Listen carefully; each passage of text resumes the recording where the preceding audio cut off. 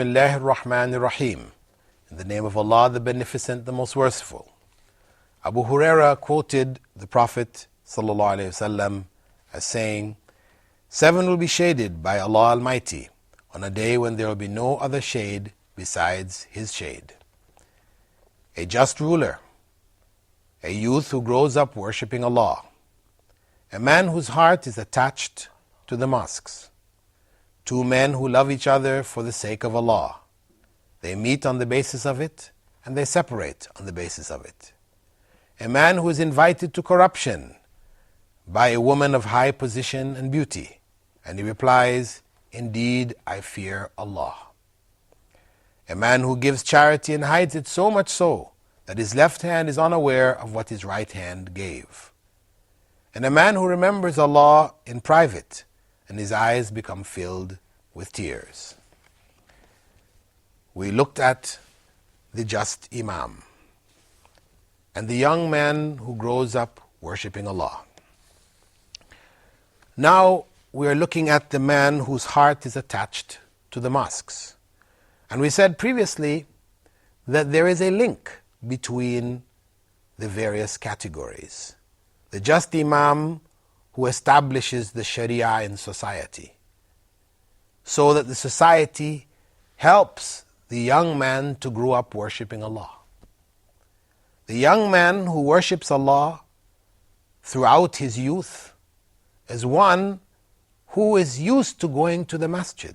The masjids are available. It's the main area of worship from which he takes the benefit of worship to the rest of the society when he leaves. It is the masjid. So, the third category is a product of the first 2. A man whose heart is linked to the masjid. And the Prophet ﷺ had said that among the signs of the last hour is that a man will pass by a mosque and he will not pray in it 2 rak'at. And that a man will give salams only to those who he knows. These are among the signs of the last day, narrated by Abdullah ibn Mas'ud. That a man will pass by the masjid and he will not go and pray 2 rak'ah in it. The masjid he is not attracted to. He finds his pleasures elsewhere. He has no desire to go to the masjid. Unfortunately, this is among the trials of our times, where people tend to only go to the masjid on Fridays in many places. The masjid is not a place which is beloved to them. Maybe they might still be praying, but not in the masjid.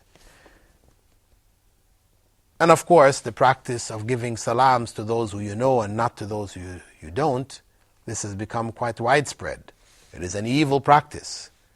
Righteousness is to give salams to those who you know as well as to those who you don't know.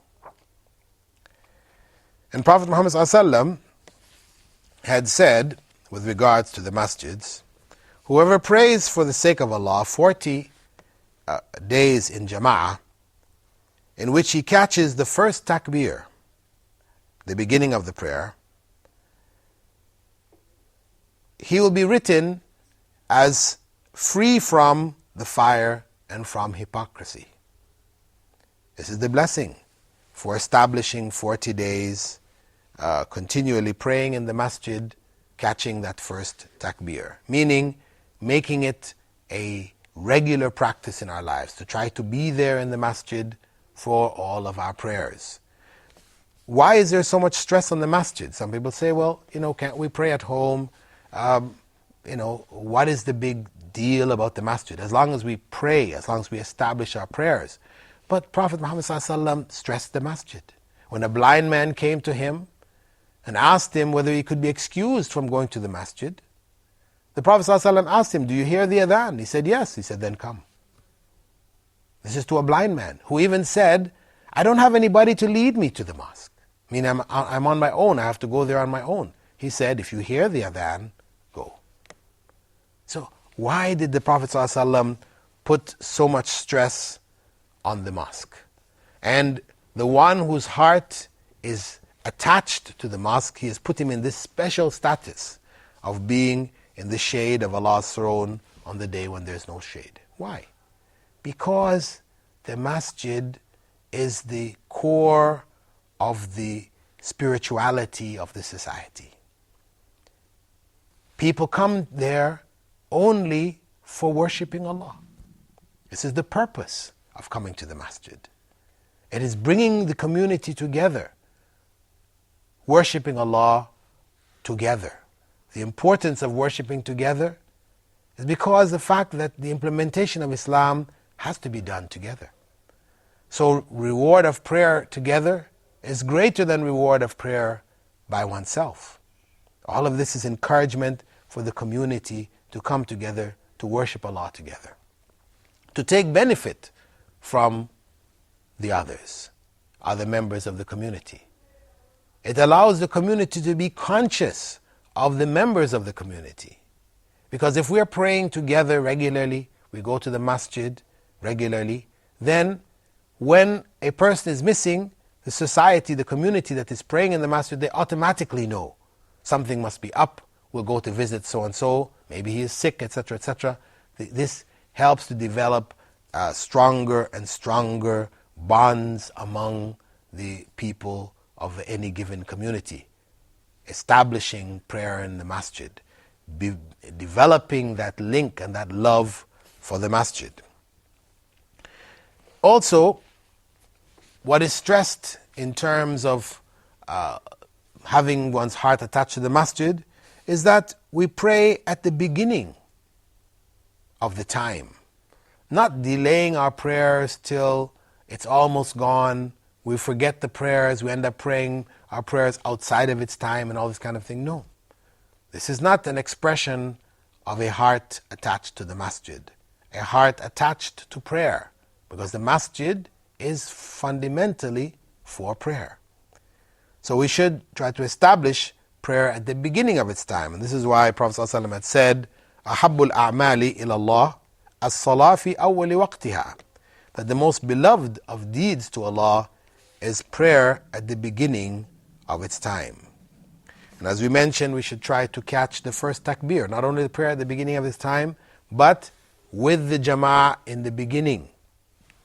We don't establish second jama'ahs. This is again a common practice in mosques where people will pray, if you miss the first jama'ah, there's a second jama'ah, and there's a third jama'ah.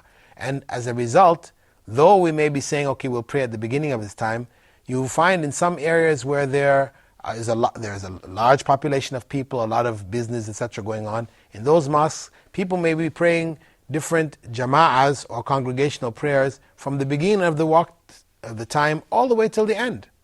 We'll be having the adhan of Asr, and people are still praying jama'ahs or congregations from Dhuhr. Of course, this is evil. This is corruption.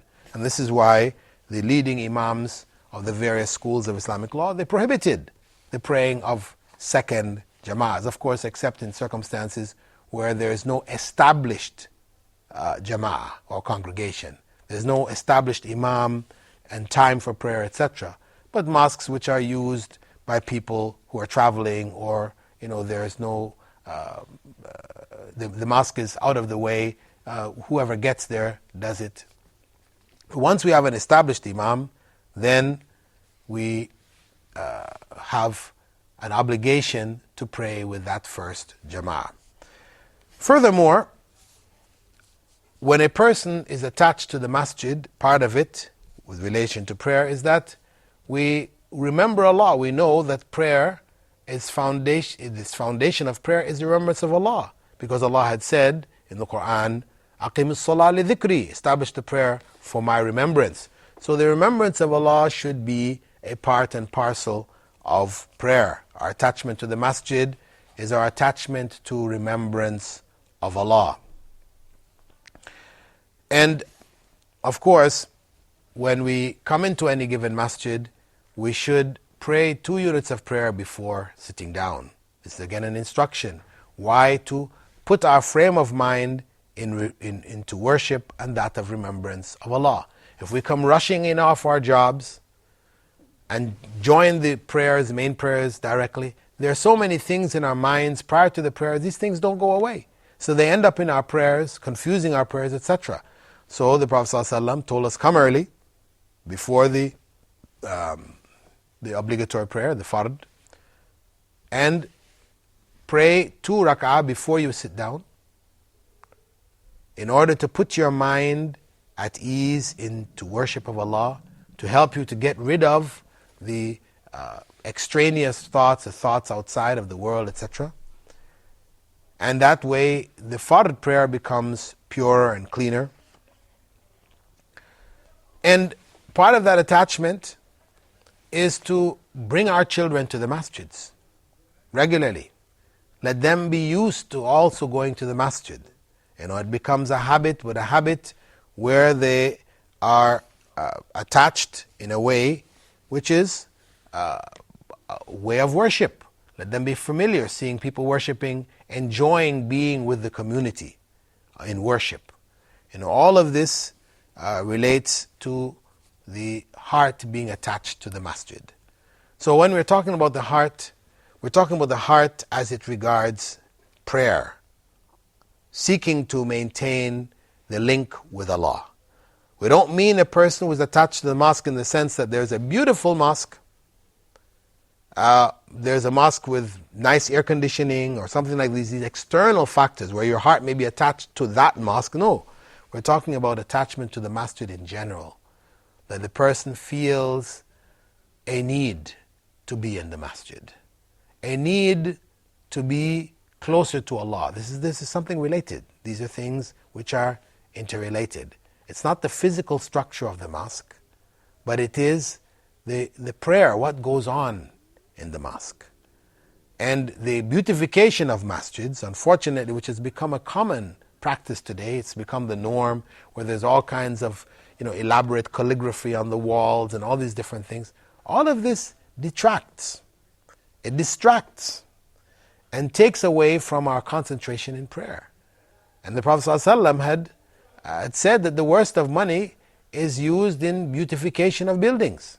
So we really should not be involved in trying to make the mosque so beautiful with all these chandeliers and all these kind of things which have become very common today. The masjid should be very simple. It should be just walls, a floor, and a roof. Of course with windows to allow some light in or to allow air in, etc. But this is all that is needed. It is very important that our masjids become simple, again, as they were in the time of the Prophet Muhammad ﷺ. Even the carpets today are so much design, etc., that it distracts us. We're praying and our eyes are seeing all kinds of things.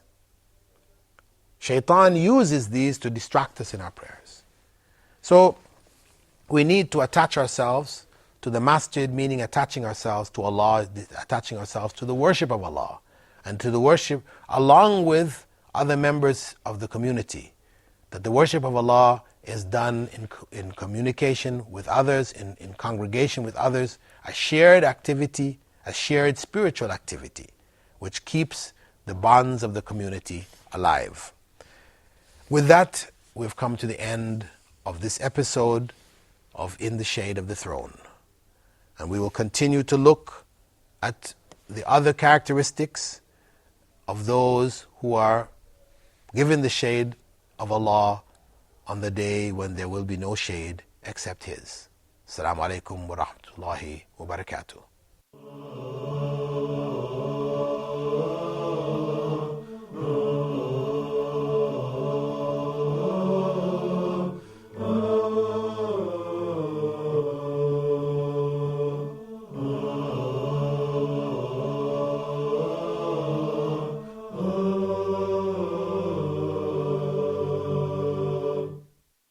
Oh